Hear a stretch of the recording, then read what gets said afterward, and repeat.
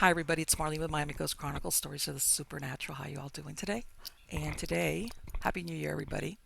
Today I have a super guest from way on the other end of the United States from here, from Miami. It's Bjorn Dihle.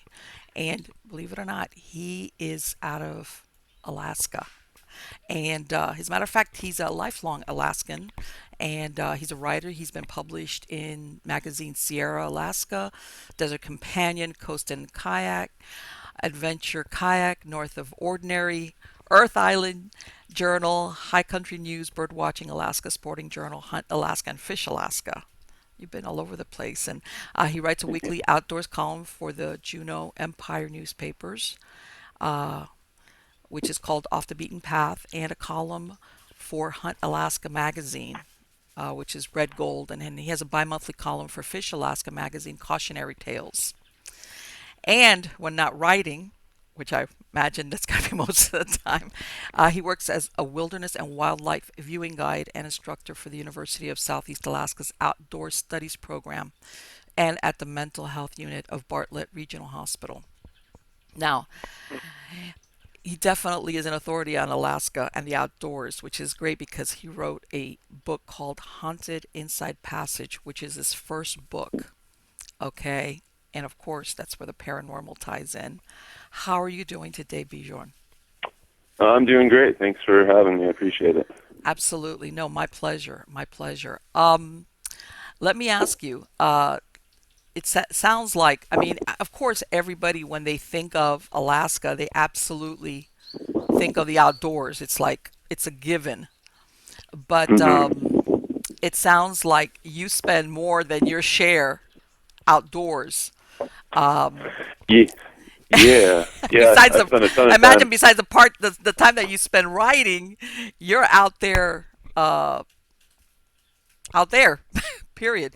Yeah, Which, so basically, instead of hibernating in the winter, I write during the winter, and then I kind of oh, come back to life in April, and don't write for okay, 5 6 months because I'm too busy.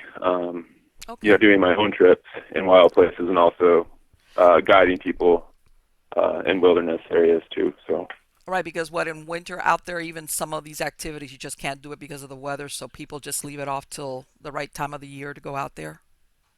Yeah, for me, I don't really have any time Oh, off. I run I do brown bear viewing trips, taking people out to look at brown bears, really? and then I just do my own wilderness trips. So I'm basically kind of in manic mode during the summer, and then winter comes along, and you have Okay. time. I still work in a psych ward during the winter, 2 days a week, and I have 5 days a week to So work on basically, writing and all that good stuff.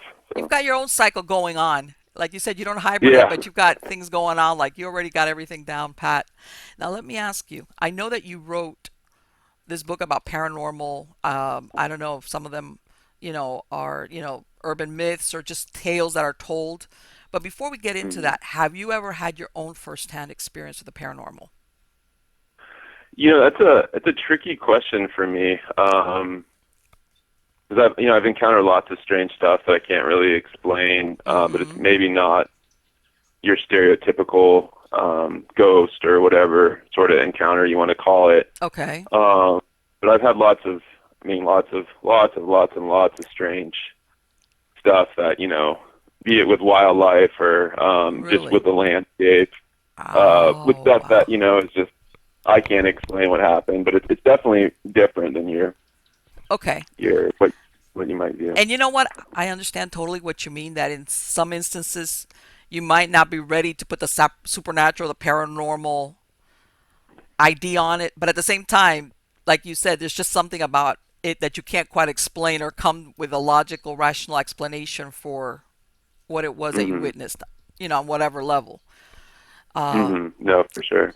and what happened? This was because it seems that you've been there all your life. Was this as a child that you started, or after an adult that you were going out there? When did you? Um, you know, it's interesting. I set out to write this book in a different sort of lens, kind of more through telling the history of Southeast Alaska through kind of encounters with wildlife, and Okay. I couldn't get the book published, so I ended up publishers wanted a book Yes. about paranormal I know, encounters. please stop. I'm going to interrupt you because I was reading one of your things that you were talking that you were trying to get your book published, and I'm not going to go into exactly what you were saying, but it was funny. By the way, I'm going to interrupt you because I was laughing when I was reading it. Yeah, What you so went to. it was a pretty interesting situation, but I guess I'll just kind of give you it kind of this. I think this will it will answer your question in a roundabout way. But Okay, basically, that's fine. growing up in Southeast Alaska, a lot of people go missing. It's a dark, wild place. You know, everything's kind of it's mountains.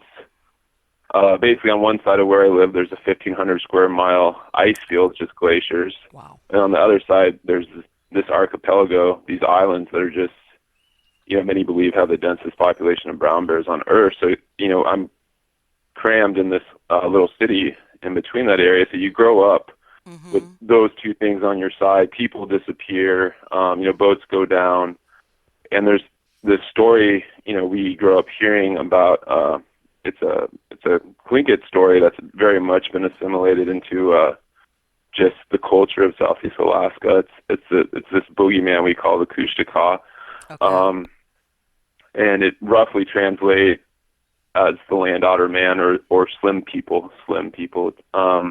Wow. And so they basically are responsible for luring people in the woods or out in the ocean, drowning them, possessing souls. So Oh, growing up, you hear these stories and they scare the hell out of you. I bet. Um, and so for me, that was kind of my introduction to the paranormal, were Mm-hmm. these these these Kushtaka stories, which a lot of people. I mean, I know people who are Yale educated and they won't say the word. They won't say Kushtaka. It's um, Mm-hmm. and so we hear these stories growing up, and that was kind of my introduction, and this whole book was kind of built around the Kushtaka, which is this very misrepresented. Whatever you want to call it, being in popular culture amongst white people. It's often looked at as like a Sasquatch, but it's much more complicated Okay. than that. So it started with just kind of investigating these Kushtaka stories, and very culturally sensitive issue too.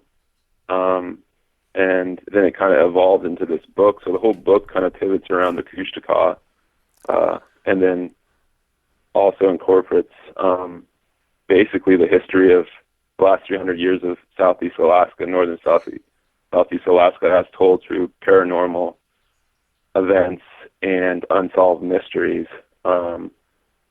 So that the Kushtaka is kind of at the root of at least in Southeast Alaska, of kind of the paranormal.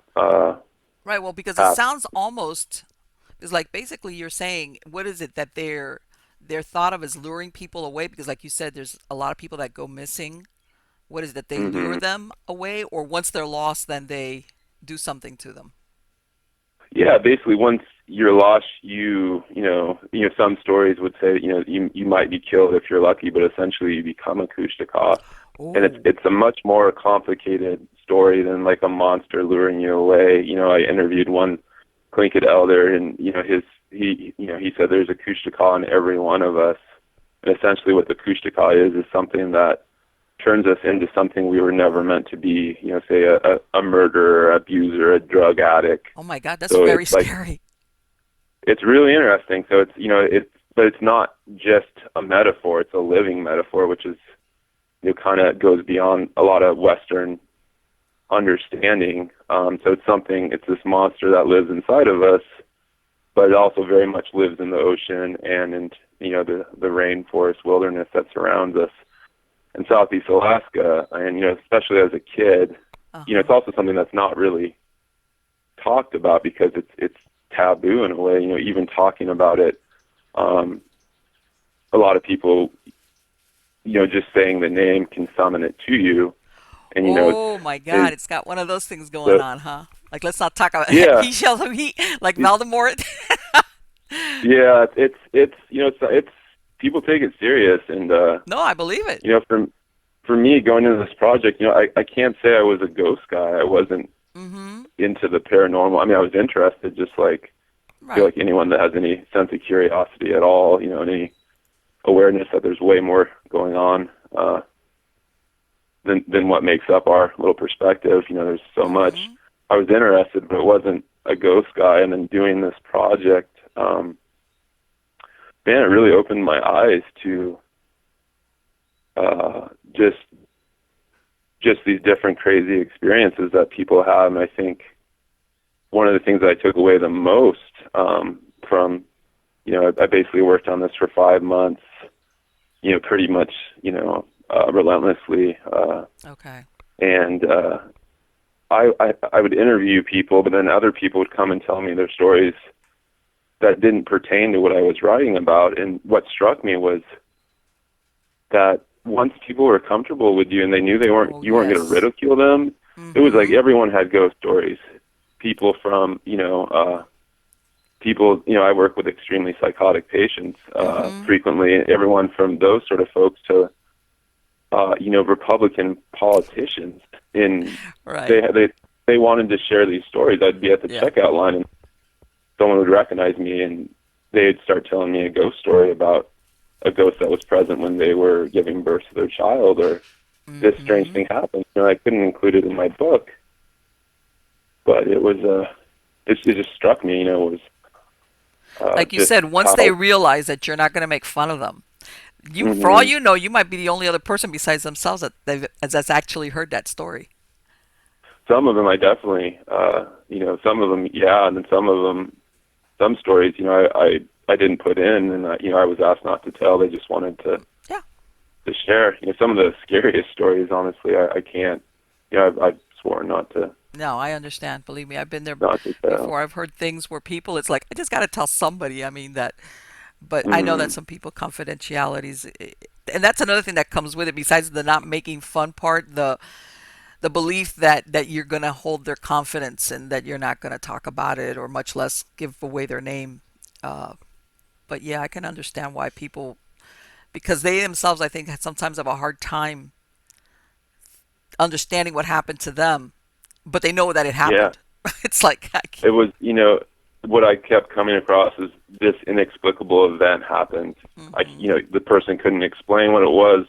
It didn't make sense. You know, it didn't really, you couldn't confine it really to a narrative, but something very strange happened, and you know, just someone who's willing to listen and not pass judgment, I think is helpful, I Oh, guess, for just absolutely. dealing So let with me that ask you stuff. something. All these people that you said that go missing, is it mostly because what they just get lost? They go out and they don't know, they get off the track, they get lost, be in the wilderness, or how does that work? That where people just bad weather or eat You know, animals?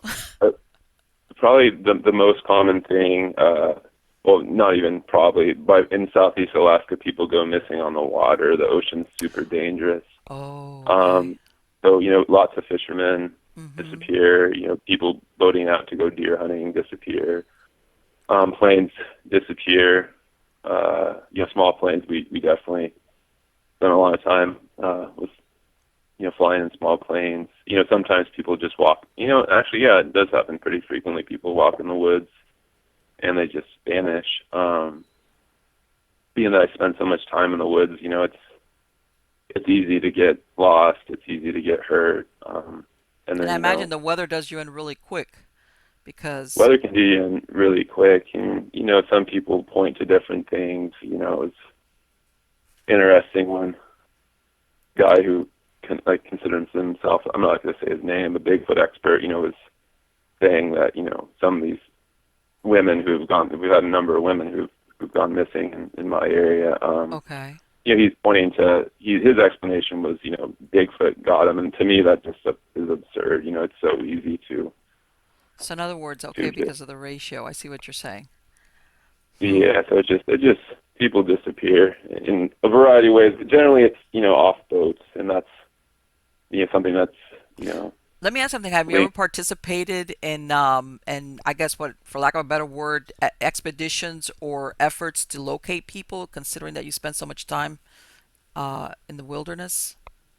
Uh, you know, yeah, I have. And then I inadvertently have found.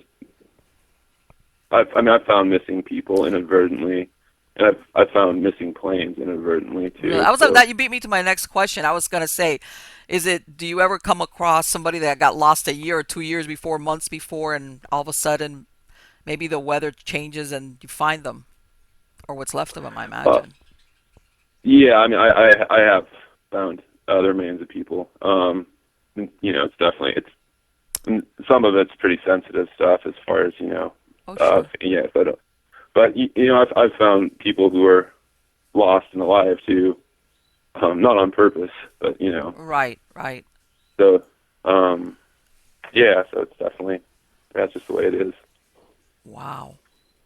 I never realized that many people. I mean, you always hear you have people, planes going down, and yeah, and things like that. I didn't realize that many people went missing like that. But you mentioned something earlier, which I thought was really interesting. That part of the experiences that you've had have always also have to do with animals. Can you tell me about Yeah, that? I'm a total wildlife nerd, I think, uh, and so I mean, just it's just countless.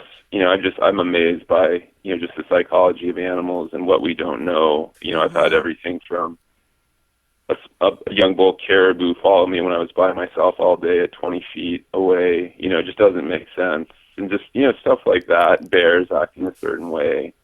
Wolves, Okay. you know, trailing me, following me, howling at me in weird situations. And yeah, Really? it's kind of endless stuff, honestly, with wildlife. So it's kind of, In other words, we're I don't. talking here like a connection, obviously without Oh, I the mean, benefit of I vocal think there. cords. So I know I imagine that's what you're talking about as far as some type of exchange, maybe in the way Yeah, I you don't mean, even understand. But oh, I don't understand at all. Just the more time you spend out, it's not something that I feel like we can articulate or really even understand. Like, we kind of have been colonized in our thinking, to think a certain way about how humans are and how animals are and how the mm, world works. Say okay, we're colonized in the Western sense of thinking, whatever the Judeo-Christian sense, and then right. you start really spending time, especially by yourself, out in wild places, and that goes out the window. There's a lot going on, and call it energy, call it Mm-hmm. life force or whatever, but I imagine it's not got to be something I pretty raw understand, out but there.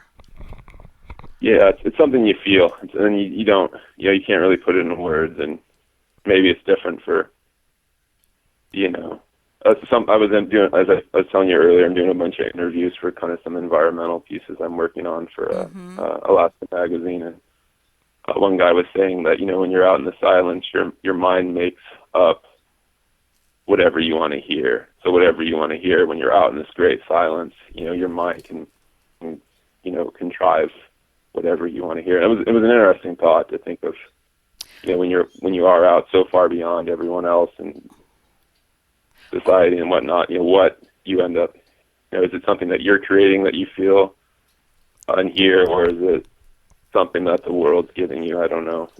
It's fascinating.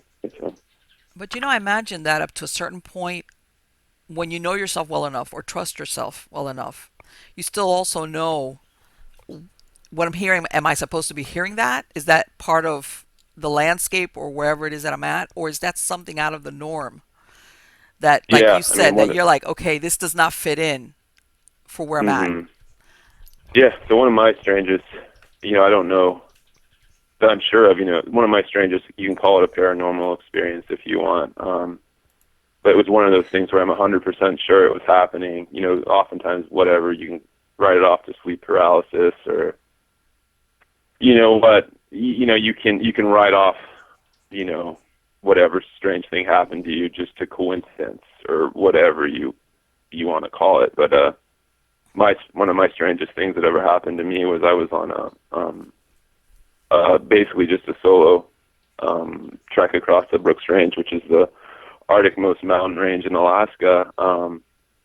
Wildest place really left on Earth, in my opinion, and I started hearing and feeling these pulsations that sounded like an irregular heartbeat, in the mountains and tundra, and it Wow. lasted with me, for weeks, and sometimes it was, when I was really quiet and still, say I was sitting, I mean, it'd become almost overwhelming. Wow. And I've asked around, other people who lived or have visited, some of the people in the villages that surround that area and who have traveled there, and some people kind of say they have experienced something like it, but I almost feel like it might just be the power of suggestion. And I even went back the same month in some of the same area this last August, and I didn't hear or feel it. But on that solo trip, that was over 5 weeks long, and really Wow. was a test to me. It was like it was just there from day 2, 3 to the end of the trip. And I called geologists, talked to different professors of science in Fairbanks, and I've never gotten an explanation to That's what incredible. that was. Yeah, so that's, for me, it's like that's something I can't write off as being Sure. my imagination or sleep paralysis or whatever you want to call Right, right. No, and I know what you're saying, that we have an internal checklist that we could say it's not this, it's not this, it's not this. Okay, then it. what you're left with is okay, well, even though I can't explain it, I can't say it was my imagination, in other words, which is what a lot of people do when they, experience something that they can't quite fit into their whatever. So that was my imagination. But something like that, you can't do that. You just can't do that. Mm-hmm. And you leave it out there as one of those. And sometimes things are just like you said, right place, right time, just meant for you. Um, Now, on one of the stories that I saw that you have in your book uh, was something, and I had what was it?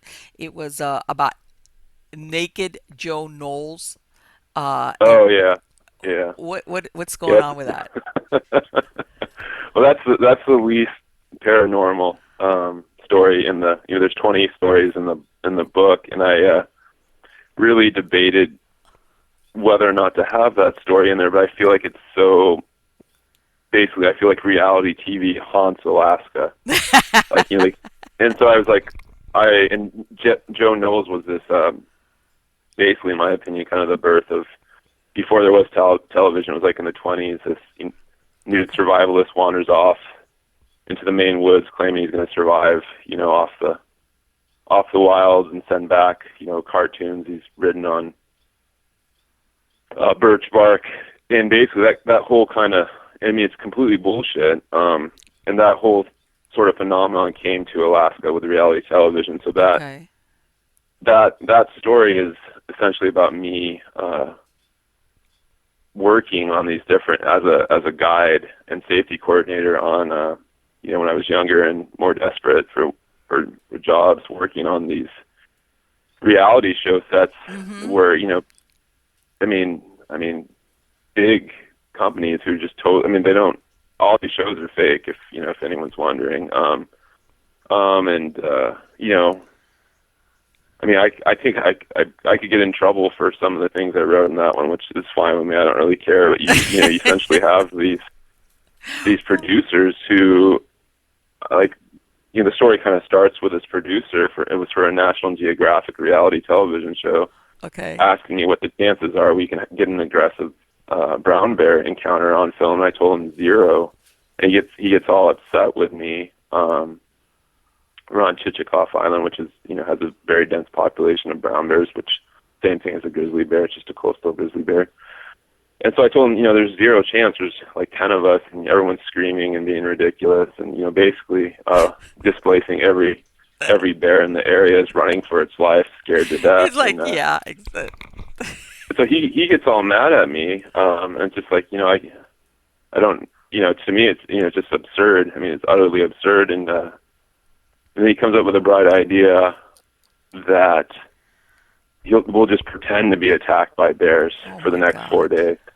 that's some So shit. I mean, that's kind of where that story starts, and it just basically, it's one of those stories where basically it's just how reality TV haunts haunts Alaska. So that's Yeah, and it's like, yeah, I see what you're saying. I know where you're going with that. This is like reality TV with anything but reality in it.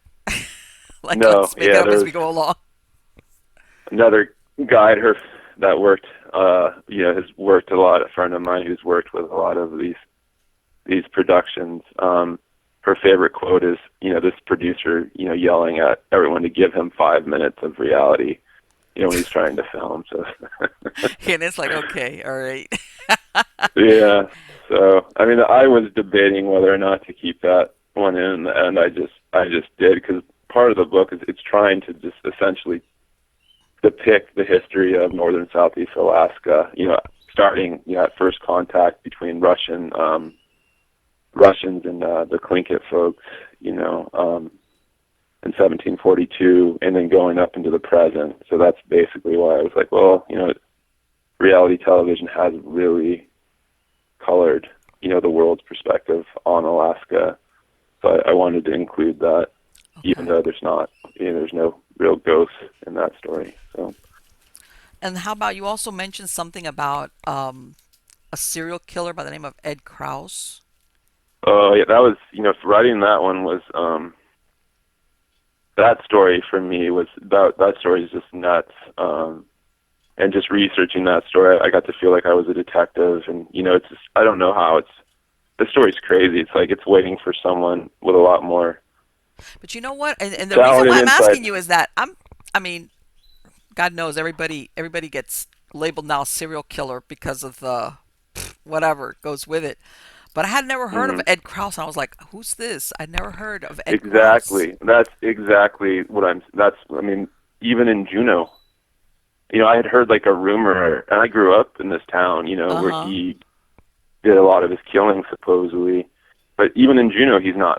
If you went on the street and the majority of people wouldn't know who Ed Krause is, and the story is just incredible. It's just basically this guy who, the biggest gold mine in the world at the time. He worked for it, and just the story just kind of spirals out of control. And at the end of it, you're not sure what happened. I talked to, he's accused of killing all these men and seizing their assets. Like he'd just take them out into the water, and they disappear, and that's kind of he's And thought to kill, I don't know, 10 people or whatever. But then the story just gets crazier and crazier. And I mean, I was talking to the children of people, who are now in their 70s or mm-hmm. 80s, of who they, their parents knew Ed Krause and would be like, it was just this, and just the way he escaped and all these different. Also, he was never Uh, caught, or I mean, he oh escaped. no, he was caught. Okay. He was sentenced to hang, and he ran. I mean, there's so much to that story that it's kind of hard So when did to this take to place? Like say. what, But around the turn of the century or what? yeah, I think the first killing was maybe 1913, 1914, and then Okay. I think he was convicted. I think 1916, 1917. There's never any. It was all circumstantial evidence. Well, I can He imagine. was a socialist, Mm-hmm. and he was very much, trying to create these unions for miners, and so these huge mining companies that were just essentially ran northern southeast Alaska hated him, Right. um, and And in the so this meantime, he all was just. doing away with people that he wanted to get a hold of their money, sounds like. I mean, that's what he's accused of, and in all my research, he very likely was a serial killer. But it gets really complicated. He escaped from prison in a way that just seems impossible. Like he had to have had help, and he Okay. bends out, and then he disappears into the rainforest wilderness. And this guy kills him, 2-3 days later. Ooh. And then in my research, I find out that they're actually friends. And then the biggest gold mine at the time in the world, the Treadwell mine. It makes a lot more sense if you read the story. Okay, But the so biggest gold mine in the world, right after he's killed, just, I mean, it's coincidence, I'm sure, but it completely floods. It's over. It just collapses like 3 days after he's killed. How this interesting. mine that's gone for 40 years, and which was like his biggest. They were total enemies, and it's just this wild story. It'd be amazing, like if Martin Scorsese, Like you I'm know, telling you, I'd could never turn it heard of into a that. I was movie. like, Ed Krause, who's Ed Krause? And Yeah, yeah, it's a because crazy I story. imagine out there, number one, I can imagine people disappear, and it's like, who's to say whether they were murdered or, like you said, they got lost. And Hmm. also, I imagine that a lot of times, I don't know if you've got a population out there where not, I don't want to say transient, but maybe they don't have that many local family. Hmm. So there's nobody there to say, hey, what happened to so and so? It's been months since I saw him or her, Hmm. and then come to find out, and like everything else, usually with the police department, unless you get somebody either putting in a missing persons report or badgering them about trying to find this person, it just, I imagine, just dies away and nobody is ever the wiser Hmm. that, Yeah. So for this one, I mean, it's very likely that he was actually a serial killer, even though there was definitely people who I talked to who didn't believe that. And it's very likely, that he probably killed more than 8 or 9 people. Who knows? But I it's just, believe it. Yeah, sure. yeah.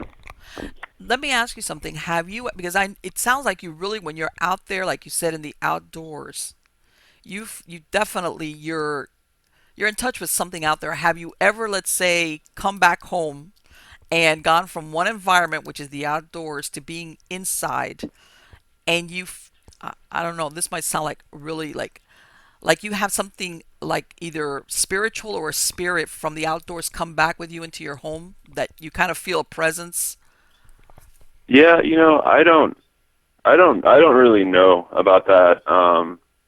I've been doing it for so long that, to me, I can adjust all right back into, from being out for weeks by myself to Mm-hmm. back to, being with working and all that.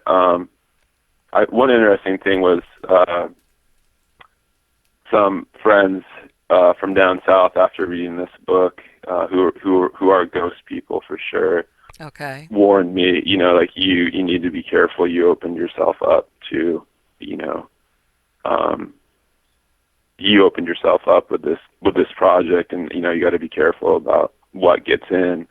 So that was kind of interesting to hear them say that, which makes you a Well, little bit more worried. But I don't know. As far as stuff following me to my actual home, I mean, there are times when I'm out in the woods where you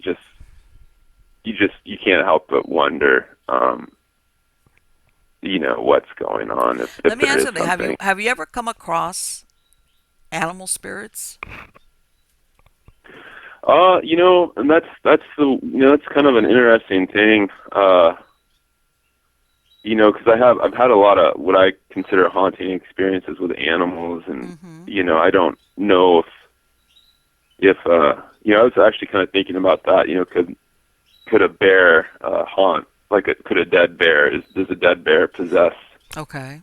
something? And as far as like, I'm not sure I've come across a human ghost in the traditional sense, at least, of Okay. that. But I mean, I definitely have gone into areas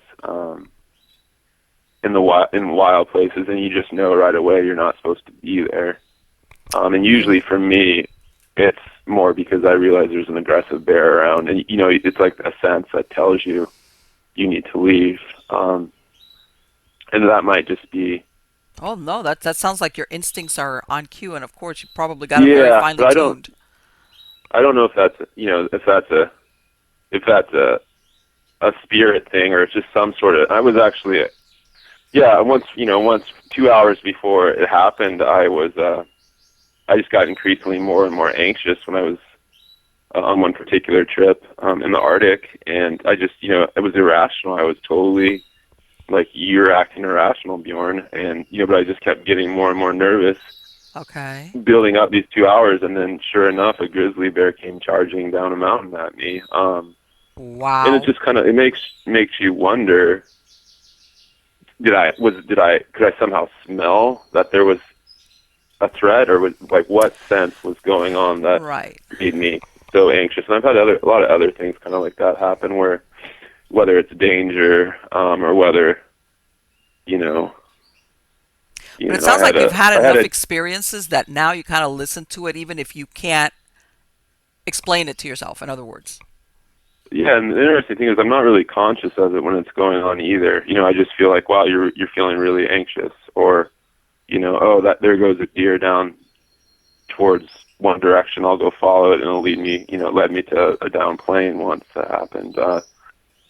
Just stuff like that. You can't really understand it in like the logical Mm-hmm. Aristotle sort of way of thinking. It's not A, B, C, D. It's just kind of a swirling. I don't know what's going on, but something's going on. So.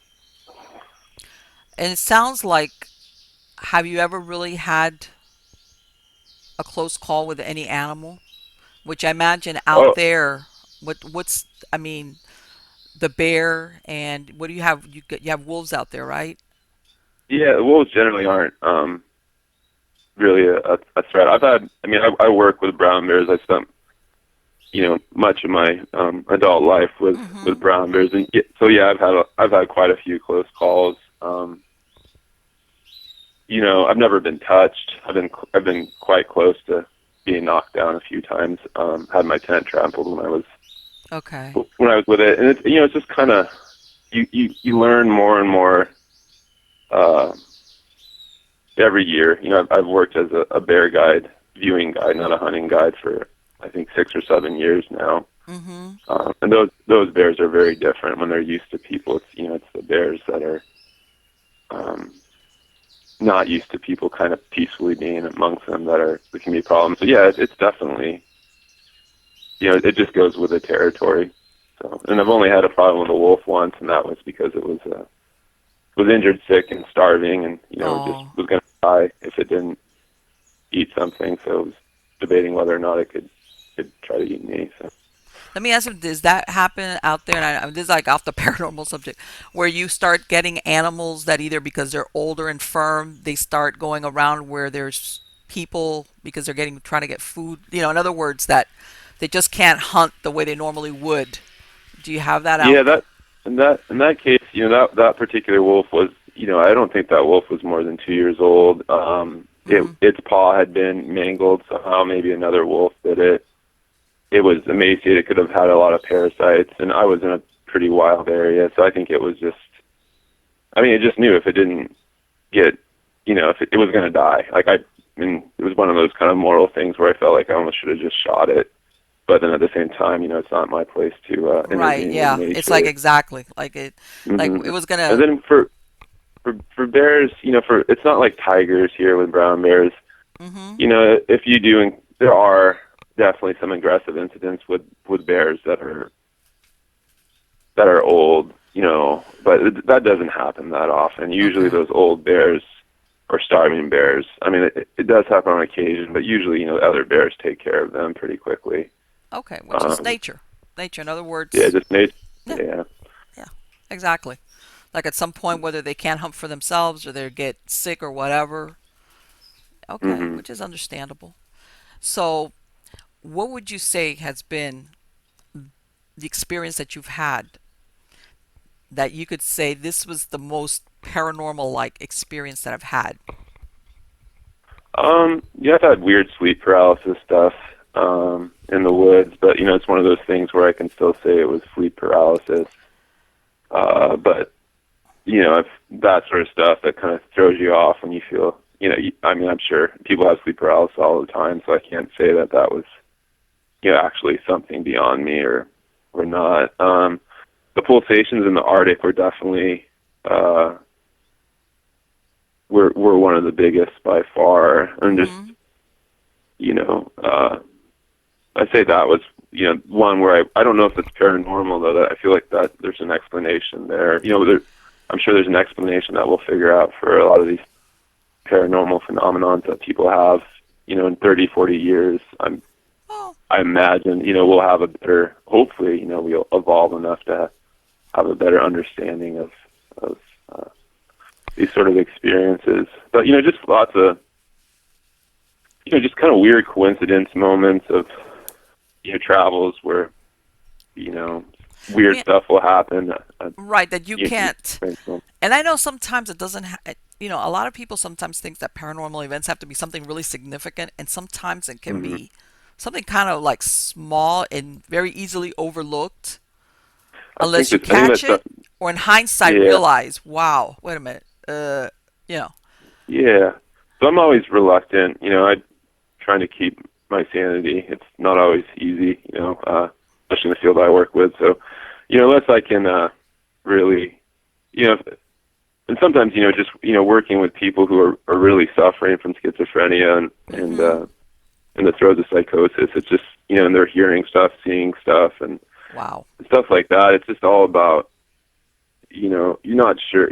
Even time I find myself questioning.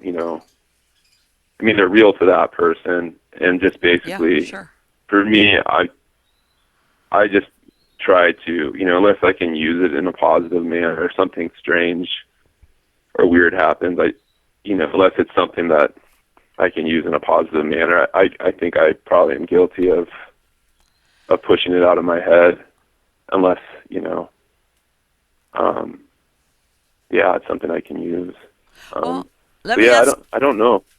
Yeah, go ahead. You know what? And it's I hate to say, but it sounds like you have more contact, and maybe without using that idea that you most people get of when you use the word paranormal. It sounds like you have more than the Hmm. fair share than average people. It's just not the kind that most people have just because of where you live at, okay, and the Yeah, lifestyle that you yeah, lead.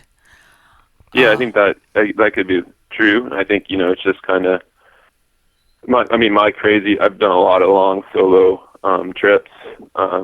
Biking across. I biked across North America a couple times by myself on a bicycle, and just there's something really to be said to be alone, and to oh yeah. have no other things, and you do open up to um, just things and feelings and situations that you can't explain afterwards. But it's not like in the traditional, Hollywood ghost sense or Sure. paranormal sense. It's something very different. Sometimes just an inexplicable feeling, will come over you, and you're just like, I have to leave this place. Or Yes, occasionally exactly. Your something not always instincts. negative too. No, It can no, be I know. positive as well. So. And you know what? I've read of a lot of people that even we're not even talking a wilderness setting. We're talking, let's say, even in a regular like city, urban setting. They've had that thing telling them, leave, get out of here. But because they can't Mm-hmm. explain it or justify it, they write it off as, oh, it's my imagination, or and then something happens to them. And then later Mm-hmm. on, they'll recount, oh, I was feeling that I needed to get out of there, but since I couldn't really justify why I was feeling that way, I didn't. Mm-hmm. Okay. And I Yeah. think, like you said, whether it's something that we pick up on a subconscious level, because maybe there's certain facets that we got going on that just feed us into our brain, and then the end result is, like you said, that feeling of either anxiety or just you need to get out of here now. Fear, Mm-hmm. fear. Yeah. Yeah. Um, we have it. We kind of, especially when you're in an urban setting, you kind of dull it away because we want to explain everything too much sometimes. Yeah. I feel like it's been kind of beaten out of us in a way, and it's kind of an interesting uh, deal with all the villages in Alaska. The native folks. I mean, most of them have definitely incorporated Christianity into their Mm-hmm. framework, but they have what other people would call just multitudes of superstitions of all sorts. And it's interesting. They're remote enough, and they still very much believe in a wide array of what other people would consider, probably consider not true, but also just, very paranormal Mm-hmm. uh, entities and events. And, if you want to get ghost stories, go down to the Yukon Kuskokwim Delta. I mean, everyone there believes in ghosts and little people and all sorts of stuff. And, Oh, because they had that's, also, I imagine they had all that. Do they have any ghost towns over there from like the gold rush days and stuff like that? Because I know some of Oh those towns yeah, went up and then they just once whatever it was over, everybody left and you got just a ghost town left yeah. behind. Oh, actually, that is actually one of that was actually I actually yeah I guess I so this is kind of a paranormal story where and it happened after this book was published, but my partner wanted to retrace the most famous Klondike Gold Rush route that prospectors used in 1896, 1897 to get from Alaska up into the Yukon gold fields, and it's like I don't know 35 miles of hiking and then 600 miles of paddling.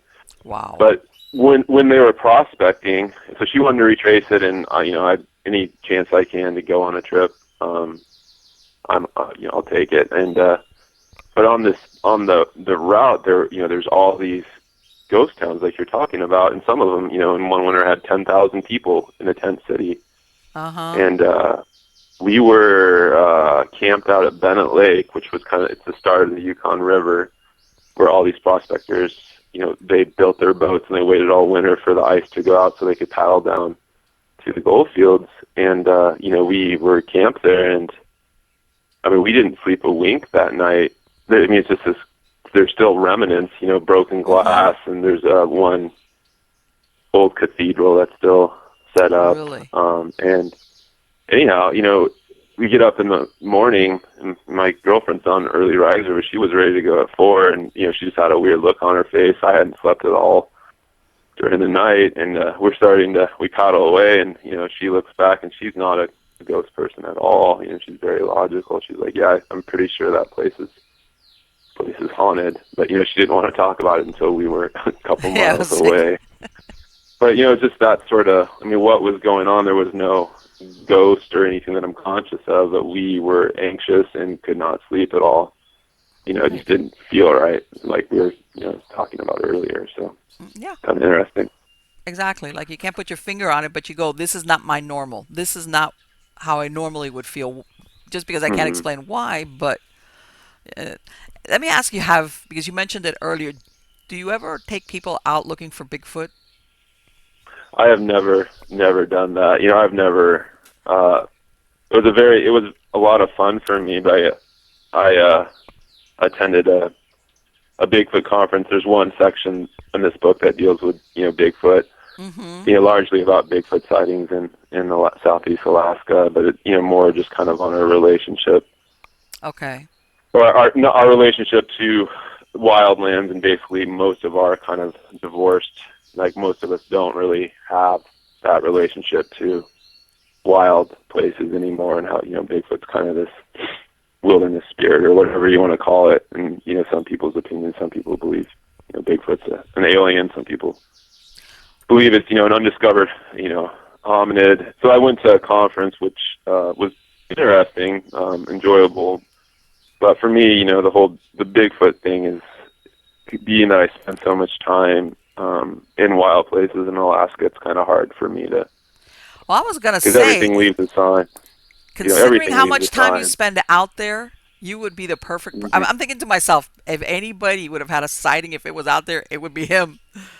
You know? Yeah, so everything leaves a sign. That's kind of where I'm at. And so anyhow, I don't know. I don't want to ruin Bigfoot for anyone, but Oh the no, let me story, tell you something. I I live in Miami. The closest thing we got to Bigfoot down here is a skunk ape, and I haven't run across him yet. But it sounds yeah. like a lot of the what you're talking about is elemental spirits. Let me ask you something. That spirit that you were saying, that people become it if if they're lured away or done away Hmm. with. That's something totally different, like from a Wendigo, right? It's because it sounds almost like the origins of it are from the Yeah, Native Americans that live there. yeah, it's it's like the Wendigo. As far as my understanding, was basically kind of this cannibalistic spirit, and it was kind Mm-hmm. of inspired from the madness that comes with starvation. Right. That's how I understand the Wendigo stuff. And the Kushtaka, it's much more complicated. It's one of those things that I've heard of my whole life, and until I did this project, I feel like I just wasn't giving it, or had no real concept besides the fact that it Mm-hmm. scared me. It's a scary thing. And then, the best I can understand it is it's kind of almost a metaphor for the innate darkness that just about all of us have in us. The ability to be essentially a monster, but it's Okay. also wrapped up in nature. It's a living metaphor that lives in the ocean and the wilderness, and in its most normal form looks like a half human, half land otter. This beast thing, but it can also shapeshift into anything. Oftentimes it can it'll be a crying baby deep in the woods, and it will lure you that way. Right. It almost Whereas like the sounds like it's Wendigo, got some elements of a skinwalker wrapped in there, where it kind of yeah, takes a uh, different form ex- depending on. yeah, I'd say maybe a little closer to the skinwalker than the Mm-hmm. Wendigo. Where the Wendigo, I think it's been documented, and I think it's a real deal as far as it's been documented as a mental condition um, Right. by Western sciences. Where these people, and yeah, I find it fascinating is that like these, I think it's mostly Cree folks and Algonquin folks where, or even white folks that lived in the area where they're told these stories Mm-hmm. of the Wendigo. I don't. This is more back before we had access to grocery stores all the time and all that stuff. But then you're starving Right. and you already know this story of the Wendigo, and then something Exactly. snaps in a person and they believe they're the Wendigo. I mean, working with psych patients, I mean, some days you have days where half the unit believes they're Jesus, Let another half the unit believes they're Satan. Like me I ask you mean, I've something. had that happen. Do you So. get because you have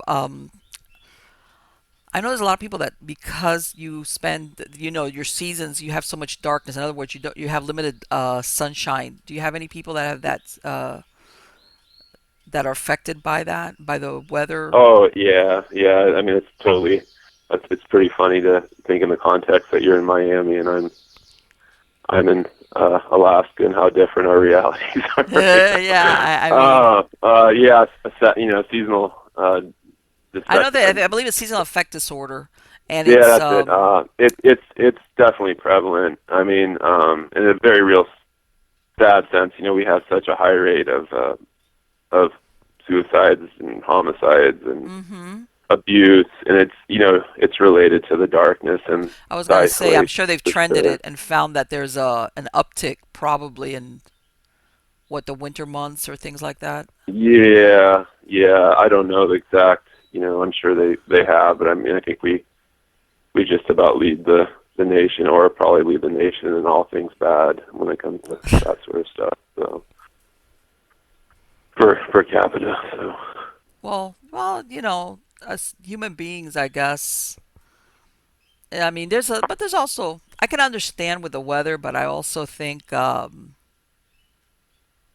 lot. There's other factors also that can figure in there as to how people are affected. Mhm. It's not going to be strictly like a weather thing. There's also a lot of background stuff that can make one person predisposed to going into depression versus another one, Mhm.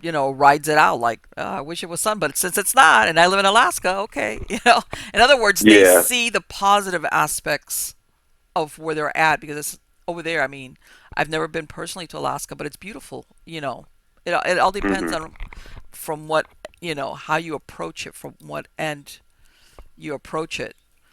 Uh, Mhm. Yeah, it's definitely whether you individual see for the sure. up or the down part of it, and Mhm. one of the but yeah, I know what you mean that as far as yeah, Alaska has got certain numbers that whether it's suicides or the homicides and I know like you said that there's more men out there than women, right? I don't know what the ratio is right now, but Oh yeah, yeah. There's I mean, where I live is kind of the liberal capital of Alaska. So there's ratio here, is pretty equal. oh, okay. But then the further north you go, um, the further north you go, the less women there are for sure. There's just more men. So And I'm going to ask you, and yeah. I know you, it sounds like you take out um, people that go hunting out there. I guess at certain times that they allow, hunting of whatever animals that they allow. Um, Well, I actually what I do is I take people out to view wildlife, not to hunt. oh, I okay. am I'm a sorry. I subsistence hunter though. misunderstood. So I thought no, that it's okay. you worked with that. Okay. Um, Yeah. because I'm not a hunter. I hmm want to say I'm a wimp. I don't. I'm Uh, not. I love animals, and don't get me wrong. yeah. I'm sure that if I had to feed myself, I would. I mean, I'm not into like I'm into self-preservation, in other words. But Yeah. um, No, I hear you. Hunting's I mean, it's a serious thing to. I mean, I grew up subsistence hunting, which that's hunting for food and catching salmon and hunting deer. But it's a serious, very serious thing to take an animal's life, and yeah, it's yeah, sad, yeah. and I'm an but animal it's lover. I'm an I'm an animal animal. I mean, lover. that's the thing. I'm an animal lover too, and it's one of those things that I But don't no, no, know. no. I don't know. But at the same time, don't get me wrong. There's a lot of people that are animal lovers and they're anti-hunting. I'm not that kind of Yeah. Oh person. yeah.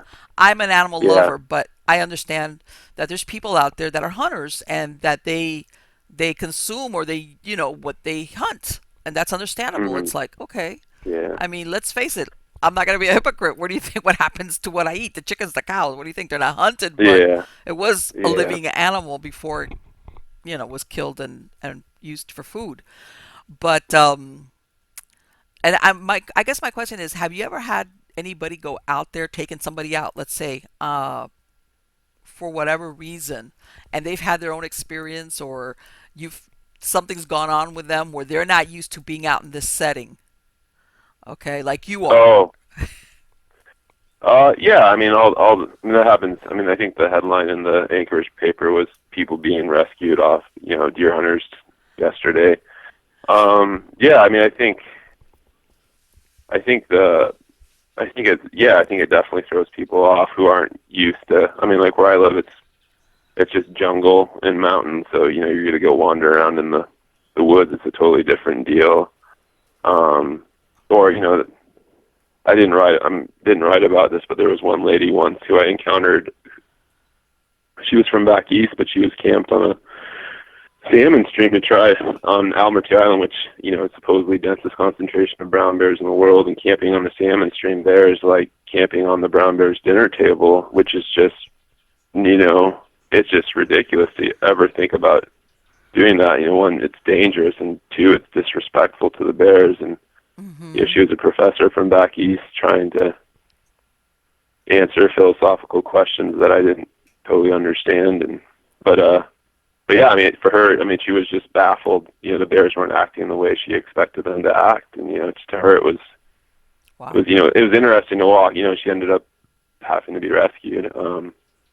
But it was just kind of example of, yeah. I mean, I think, That people that it's not what. Have you ever? And I don't know when you're out there, what you tent or you go in a tent or I don't know. Have you ever been in one of those, whether it's a structure or tent, whatever the case? Have you ever heard something outside that you oh, all the said, I'm time. not I going mean, out there to find out what it is? oh no, you see, that's the thing is you have to go outside. Is basically, you don't basically with a bear, and for me, it's when you there's a saying here growing up in northern southeast Alaska. We don't need Bigfoot. We have brown bear. Uh huh. Uh, and to me, it's not ever. To me, it's always because they're. I mean, brown bears aren't nearly as dangerous as the media would like everyone to think. National Right. Geographic is kind of totally full of it.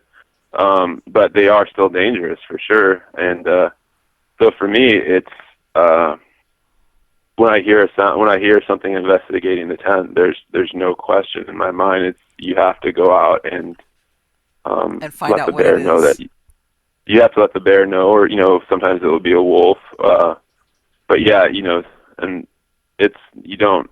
It's not one of those things where you Stay It's in the better to go out.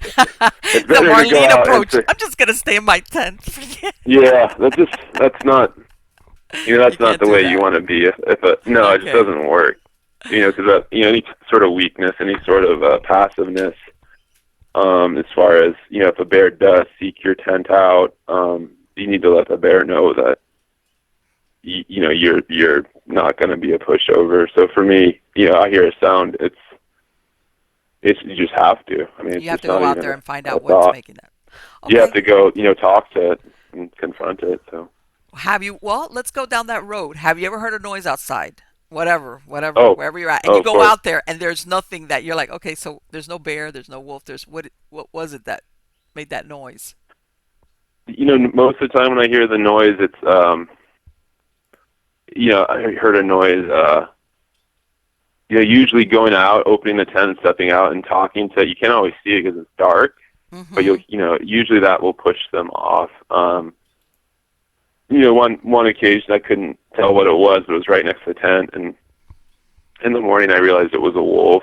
Oh Just checking God. things out. It wasn't a threat, but lots of. I guess I shouldn't say lots, but quite a few times. I have had bears. Um, the craziest one was where I woke up not knowing. I woke up to someone yelling, "Hey, hey, hey," which was me. I didn't realize I was yelling, leaping out of the tent as fast as I could as a bear, made this big uh, kind of grunting sound and ran the other way. And the other way happened to be over my tent, was the shortest distance away. So I was leaping out of the tent with a pistol, and the Wow. bear, trampled my tent going the other way. So yeah, it's just kind of one of those. You Yeah. hear a sound, So you yeah, that's where your get out. subconscious is ahead of you before you're actually. Yeah. So for me, it was like, it's kind of funny where if it was something supernatural, it would make me not any more scared than if it was, a brown bear, because a brown bear, You know what? And something that's just going to mess with you. If it's something that's just going to, mess with you and try to scare you versus something that wants to eat you, it's, that's my you point know, exactly. You live a reality that most people don't, okay? That you don't have to worry. Like I just said, yeah, me being a wimp, I'm not going to go outside. But you said, forget it. My reality is that I need to go outside because what's out there could not be something need to know that I'm not much chasing. worse than something spooky could kill me or eat me or whatever. So yeah, that puts Yeah. a whole different thing on it. Where okay, so I heard some noise I can account for. Who cares? Mhm. I deal with other circumstances where the end result could be me losing my life or getting attacked by a wild animal or whatever. You know. Mhm. So yeah, I see where your threshold for really being wigged out is much, much higher than the average person just because of your Yeah. lifestyle. It seems to Yeah. me. I mean, it's like one of those things. Fears generally. I mean, it can be rational, but it's kind of almost something that's been taught largely too, versus it's just kind of, it doesn't have to be that way. It just, Well, if you're camping out in the bear's country, it's like you should expect to.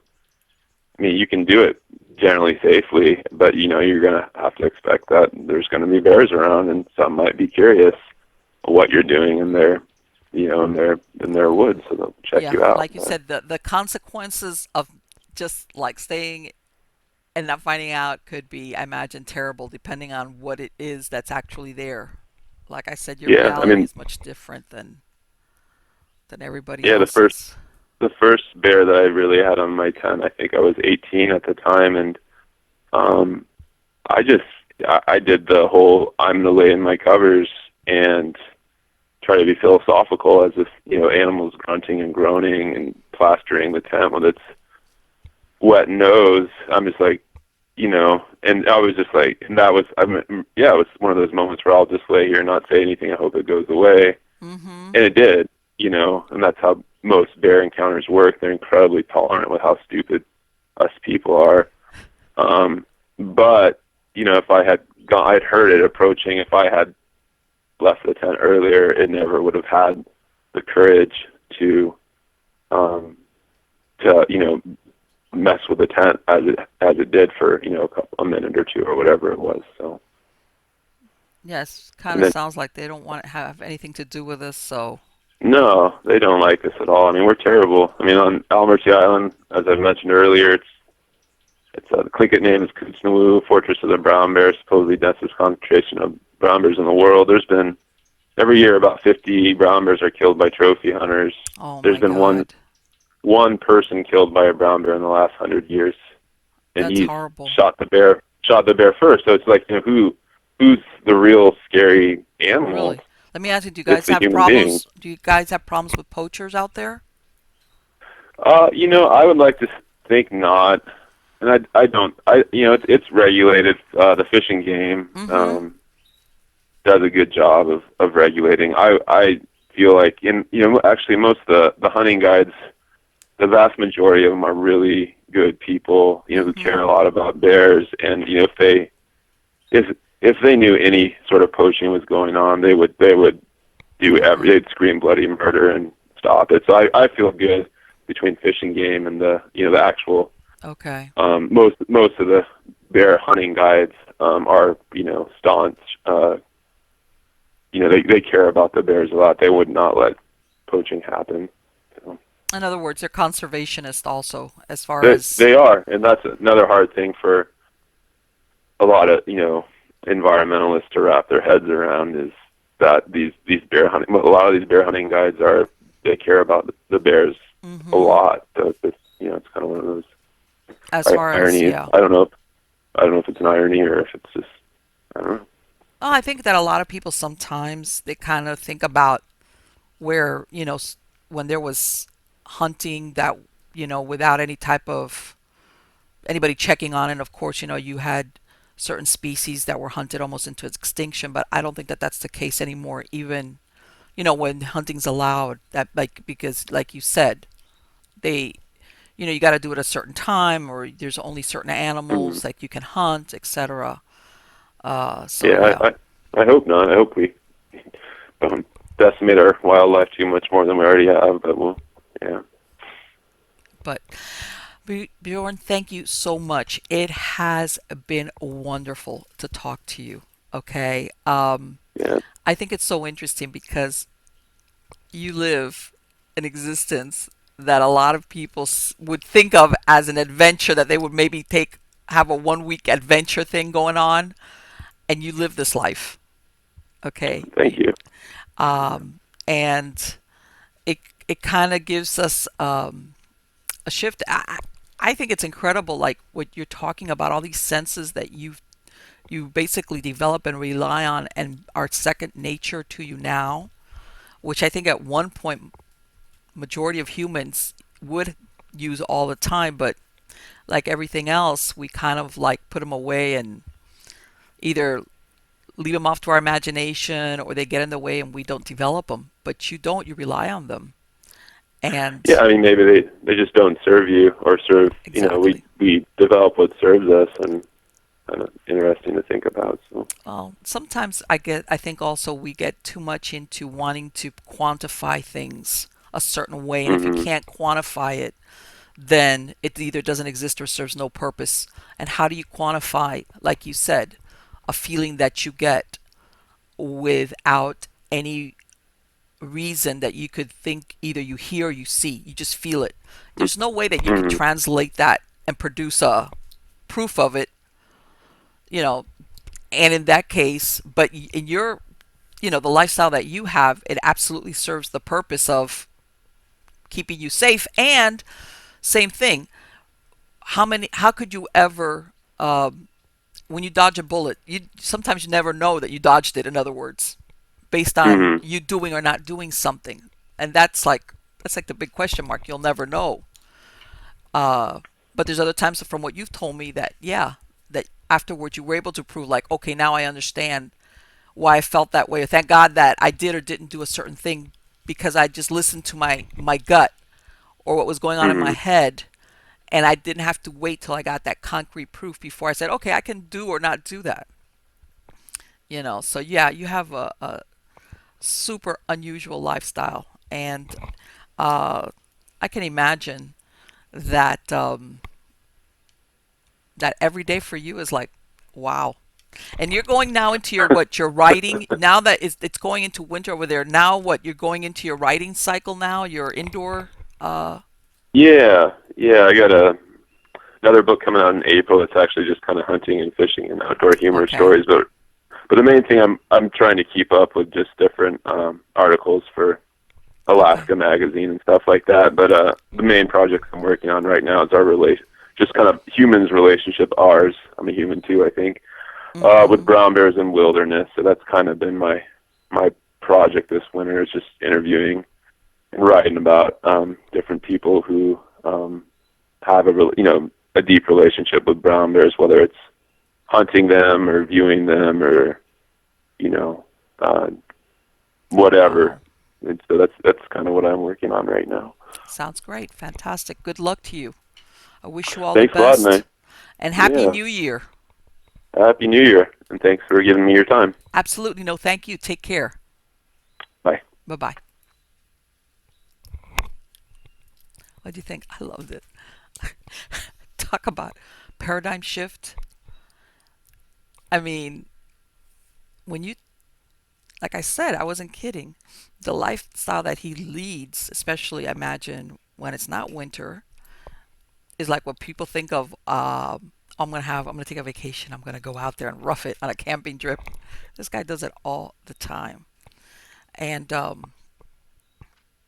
one of the things that I find most admirable is that he really seems to be okay with being with himself by himself. And it sounds almost like at some point whether you're forced to do that, and there's a lot of people that cannot handle that. They can't. They either got to have people around them, and if they don't, at the very least, they got to have the TV on or the radio on. They just don't know how to either be with by themselves, you know. And I'm sure there's places that maybe he goes that forget there's no phone reception. We're not talking here like, I'm gonna go on Facebook or on Twitter or text somebody. You're out there, and you have to be with yourself.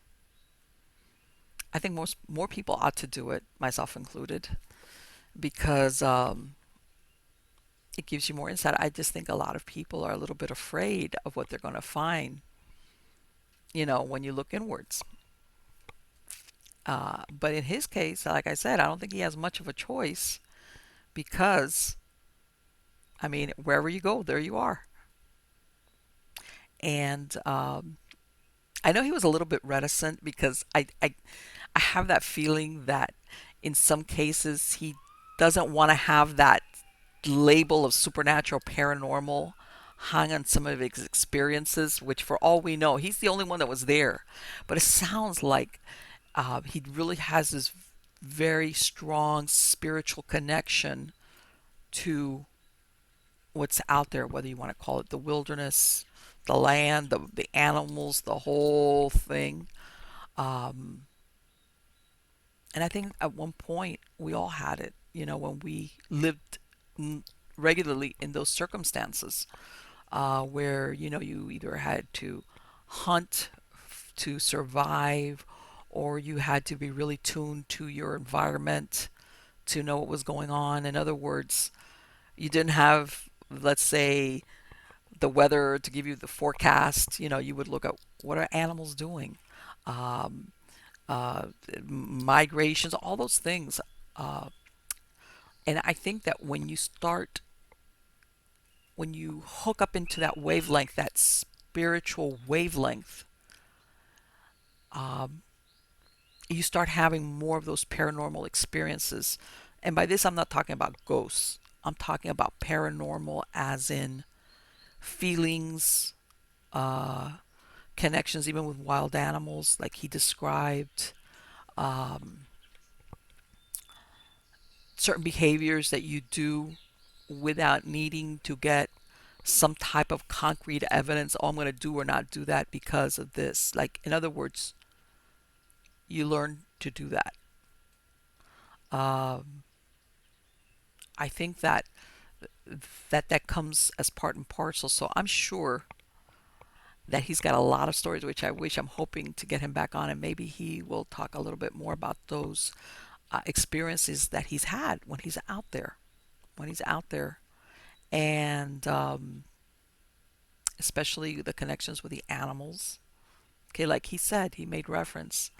There's something going on. You're not talking. Obviously, they don't have vocal cords. We're not talking. But somewhere along the line, he's seen maybe some type of communication. On what level? Maybe he doesn't understand, but that the only way you can explain the behavior of an animal towards you in this setting, which is the wilderness, is because there is some type of communication. That's got to be super interesting. I love it.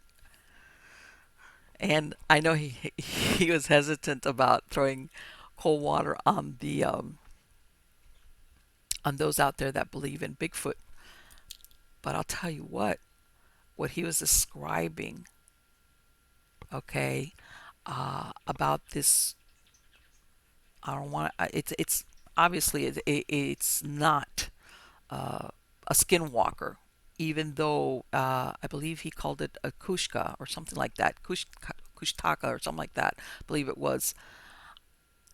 It does have some aspects of like a skinwalker. In other words, it takes the form or lures you in different ways, whatever maybe might be more appropriate to what's going to get your attention. Let me tell you something that's really scary. And once you go out there and you disappear, you become one too. What? Let me tell you something. That's scary. I don't know about you, but it's like I can see why they tell the kids you better. And what he was saying, where he's had all these people, from the most conservative ones to maybe some of the patients that he works with, telling him stories. And like he said, it's almost like what he was saying after he started to research his book. Besides the stories that he had heard growing up there, he actually started interviewing people, and other people were coming to him that he was probably surprised what they were telling him. Some sure somewhere in his head he's thinking, this person is not BSing me. Whatever it is, however far out there it is, this person's really telling me the truth. Or what they think is the truth, then who am I to say it's not? So yeah, it's something else to wrap your head around. So anyway, guys, thank you so much for viewing. Please subscribe to my channel. Hit the like button. If you've been hearing a little bit of noise from my animals, it's because for once it's actually cool here in Miami, and I had to bring in my birds from out in the porch. It's a little bit too windy and rainy, so I didn't want them to get sick. And of course, they've got their own thing going on. I don't know if you guys could hear it or not, but anyway, guys, catch me on Facebook, catch me on Twitter. Like I've said before, I'm asking for my true believers. Send me your stories. It's any way you want. Marlene at MiamiGhostChronicles.com. Just tape yourself with your phone, an MP3. You're going to be seeing some of my videos coming out where I've actually gone and interviewed people and filmed them. You're going to be seeing some shows coming up now in season 3 of Stories of the Supernatural, where I've interviewed people and filmed them, and their stories are fantastic. So please, I look forward to meeting some of you if that's what it takes, or if not, doing it over the phone or Skype also. And I want to hear your stories. So again, thank you so much for those of you that see our show on YouTube, and of course all my audience out there that just listens to the podcast versions. You can find us on Spreaker, iHeartRadio, iTunes, Mixcloud. We're out there. Thank you all for being my audience, and happy 2018.